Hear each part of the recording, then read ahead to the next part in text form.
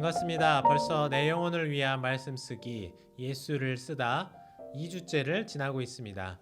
짧은 말씀 몇 구절 안 되지만 예수님의 생애와 또 하신 말씀들 그리고 그 여러 사역들을 엑기스만 모아놓은 것이니까요. 말씀을 써내려가는 중에 예수님을 만나고 깊은 은혜의 자리로 이어질 수 있게 되길 기도합니다. 이제 오늘 함께 나누실 말씀을 읽겠는데요. 마태복음 4장 19절입니다. 말씀하시되 나를 따라오라 내가 너희를 사람을 낚는 어부가 되게 하리라. 아멘. 네, 오늘 부르시고 세우시고 따르는 이라는 말씀을 나눌 때에 우리의 사명을 다시 한번 확인하는 시간이 되기를 바랍니다. 예수님께서는 소위 말하는 시험산에서 마귀에게 시험을 받으시고 이겨내셨습니다. 마태복음은 그 이후에 예수님께서 천국 복음을 전하기 시작하셨다고 기록하는데요. 이제 예수님은 앞으로의 교회를 위해 정말 중요한 일을 시작하시는데 바로 사람을 세우는 일입니다. 능력의 예수님께서 홀로 일을 해 나가실 수도 있었지만 우리 주님은 그렇게 하지 않으시고 자신의 가르침을 받고 또 직접 삶을 통해 보여주신 그 복음을 전할 사람 바로 자신의 제자들을 세우셨습니다. 이게 우리에게 참 의미 있는 부분인 것 같은데요. 능력의 하나님이 세상을 홀로 창조하셨던 것처럼 홀로 이 땅을 주장하시고 이끄시고 원하시는 대로 다 하실 수 있음에도 연약한 인간을 세우시고 가르치시고 지도하시고 또 영적으로 성숙하게 만드셔서 하나님 나라의 일을 맡기신다는 점입니다.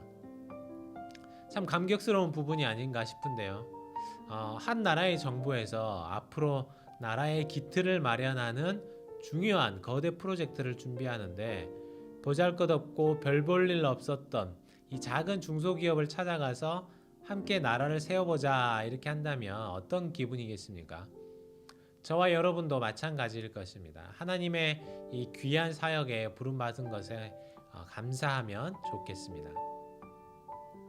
예수님께서 제자들을 부르셨던 이 장면을 조금 더 살펴보면 18절에서 시몬과 그의 형제 안드레가 바다에 그물 던지는 것을 보셨다라고 하는데요.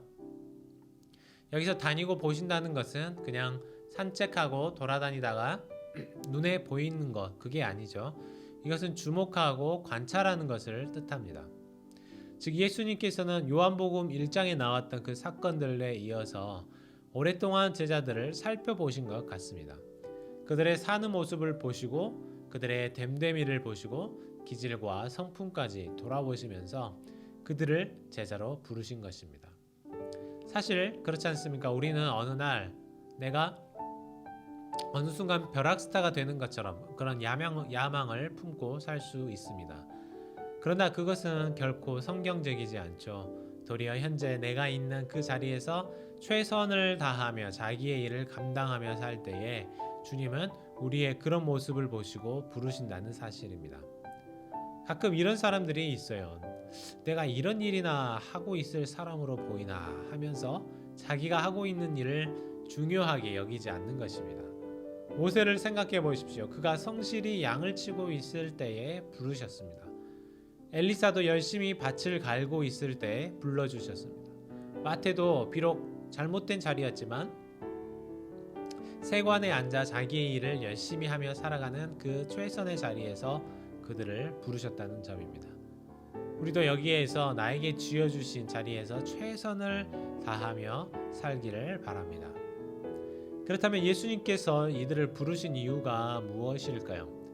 예수님은 이제 제자들에게 무엇을 해야 할지를 말씀하시는데요. 성경에 보니까 나를 따라오라 내가 너희를 사람을 낚는 어부가 되게 하리라.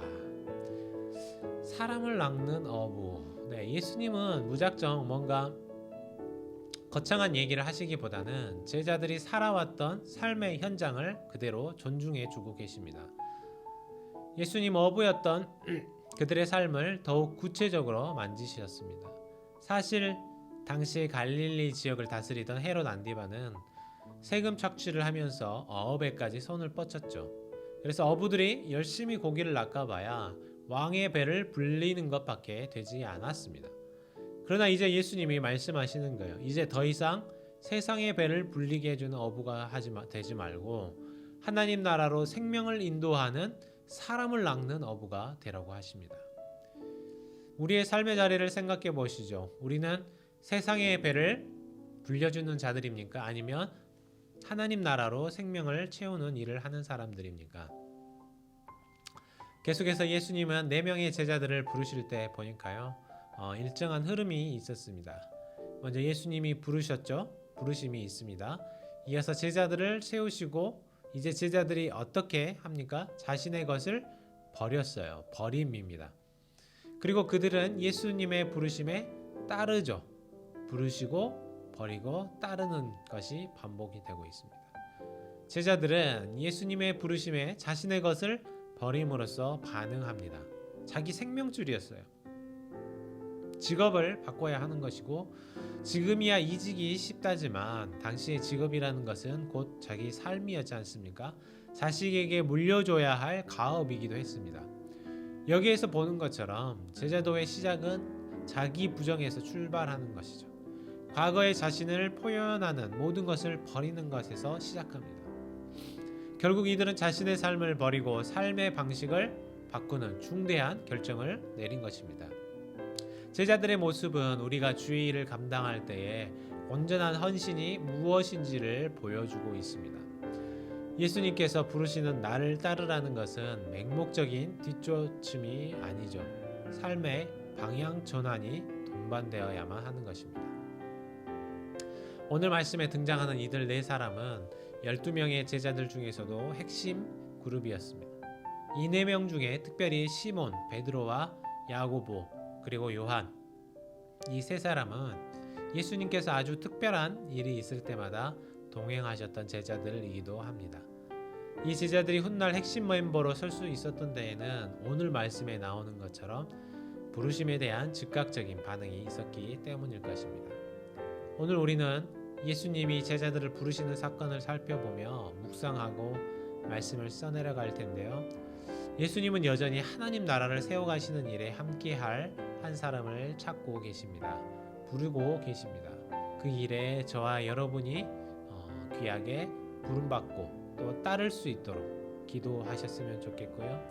예수님의 부르심에 즉각적으로 반응하고 움직일 수 있는 우리가 되기를 함께 기도하셨으면 좋겠습니다.